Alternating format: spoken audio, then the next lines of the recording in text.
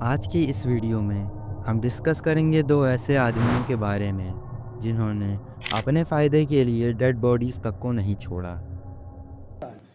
यानी कि लाश की बेहुरमती करने की 1 साल सजा है सिर्फ। फिर आपने एक और इस पे लगाया अननेचुरल ऑफेंस। ये 377 है कि जो इंसान की फितरत से हटके जो अमल हो वो अननेचुरल ऑफेंस होता है। 1990 में पाकिस्तान के सरगोदा गांव में रहने वाला मोहम्मद रियाज अपना घर परिवार चलाने के लिए एक जॉब की तलाश में रहता है और कुछ ही दिन में उसे एक कब्रिस्तान की देखरेख करने वाली नौकरी मिल जाती है। अब वहाँ उसकी दोस्ती उसी कब्रिस्तान में पहले से काम कर रहे वज़ीरा नाम के आदमी से होती है और कुछ ही दिन में रियाज और वज़ीरा काफ़ी अच्छे दोस्त बन जाते हैं। लेकिन कुछ ही टाइम बाद रियाज एक अजीब चीज़ नोटिस करता है। वो देखता है कि वज़ीरा रात में कब्र के अंदर जा रहा होता है और कुछ ही टाइम बाद वो उस कब्र से वापस बाहर आ जाता है। लेकिन वो वज़ीरा को अभी कुछ नहीं कहता। वो ये सब चीज़ कुछ दिन और नोटिस करता है और आखिर में वो वज़ीरा से पूछ ही लेता है कि तुम आखिर रात में कब्र के अंदर क्या करने जाते हो। और वज़ीरा भी रियाज को सब सच बता देता है। आई थिंक थंबनेल देखकर तुम लोग भी समझ ही गए होंगे कि मैं क्या कहना चाहता हूँ और किस लिए वज़ीरा उस कब्र के अंदर जाता था। अब यहाँ सबसे शॉकिंग बात ये निकल कर आती है कि वज़ीरा के साथ अब रियाज भी उसके इस घिनौने काम में शामिल हो चुका था। क्या नाम क्या है? मोहम्मद रियाज।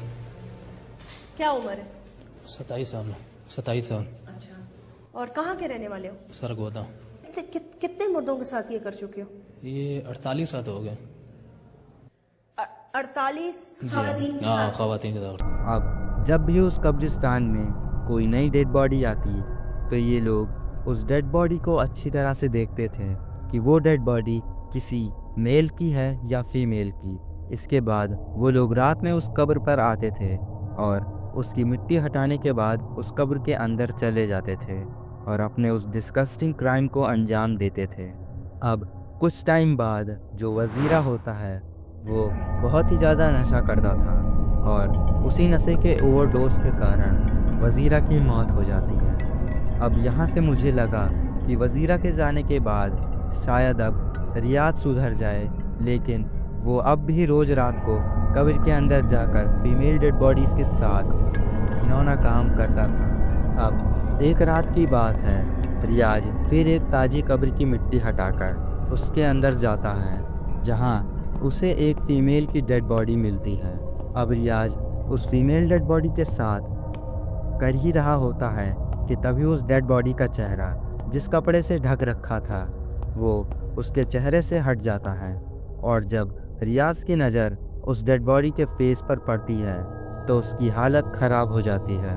वो देखता है कि उस डेड बॉडी की आंखें चमक रही थी, जिसे देखकर वो तुरंत उस कब्र से निकलकर उस कब्रिस्तान से बाहर भागता है और कुछ ही दूर जाने के बाद उसे कुछ लोग दिखते हैं।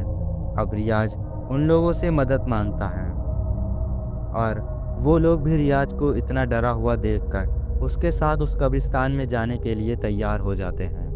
अब वो लोग उस कब्र पर पहुंचते हैं तो उस फीमेल डेड बॉडी को जिस हालत में देखते हैं उसे उन लोगों को ज़्यादा टाइम नहीं लगा ये समझने में कि रियाज उस फीमेल डेड बॉडी के साथ क्या कर रहा होता है। अब जिन लोगों को रियाज अपनी जान बचाने के लिए लाया था वही लोग उसे बुरी तरह पीटना शुरू कर देते हैं। इसके बाद वहाँ पुलिस आती है और रियाज को पकड़ कर ले जाती है। धीरे धीरे ये इंसिडेंट पूरे पाकिस्तान में फैल जाता है, जिससे वहाँ के लोग बहुत ही ज़्यादा गुस्से में थे। वहाँ के लोग चाहते थे कि रियाज को फांसी हो जाए और होता भी कुछ ऐसा है। रियाज को फांसी की सज़ा सुनाई जाती है, लेकिन शॉकिंग बात यह है कि रियाज अब भी ज़िंदा है। तो ये थी आज की वीडियो। आई होप आप लोगों को पसंद आई होगी। इस वीडियो को एक लाइक ज़रूर कर देना। मिलते हैं नेक्स्ट वीडियो में।